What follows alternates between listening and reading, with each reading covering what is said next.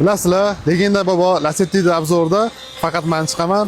Ko'pchilik so'rayotgan Lacetti'ni Zoro'dan, Radnoy'dan yana bitta 2010-yil kelib qoldi. Imkon qadar qo'limizdan kelgancha yaxshilab obzor qilib beramiz. Mashinaning yili 2010-yil, kraskasi toza, hattoki kalinkasigacha toza, Radnoy, birorta rektovka, petno joyini ko'rmadik. Tekshirilgan mashina, xudo xolasa. Yumshoq balon, metan bilan jihozlangan mashina. Hattoki old kapotini ko'rsangiz, bir dona mana shu toshchachilagan joy turibdi xolos, qolgan joylar tiniq holatda. Mashinani yurgan kilometri 157 ming yurgan.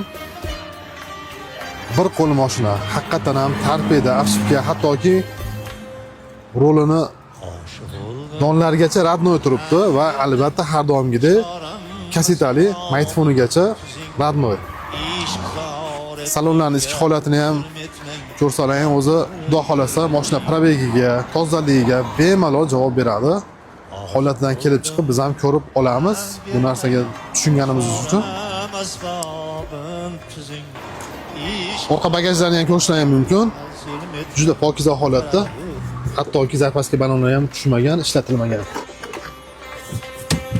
100 talik metani bor. Rahmat, mabodo so'raganlarga generalni ham berilaveradi.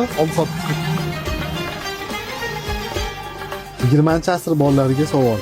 Qo'shiqchilar ichida siz uchun qaysi bir qo'shiqchi legenda, mashinalar ichida qaysi mashina legenda bobo deb hisoblaysiz? Men uchun 1.8 mexanika Lacetti faqat.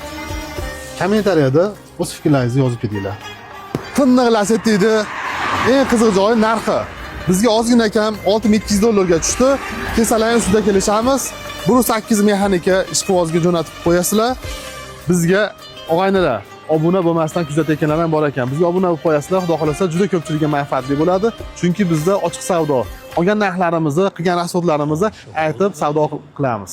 Bemalol kelaverasizlar.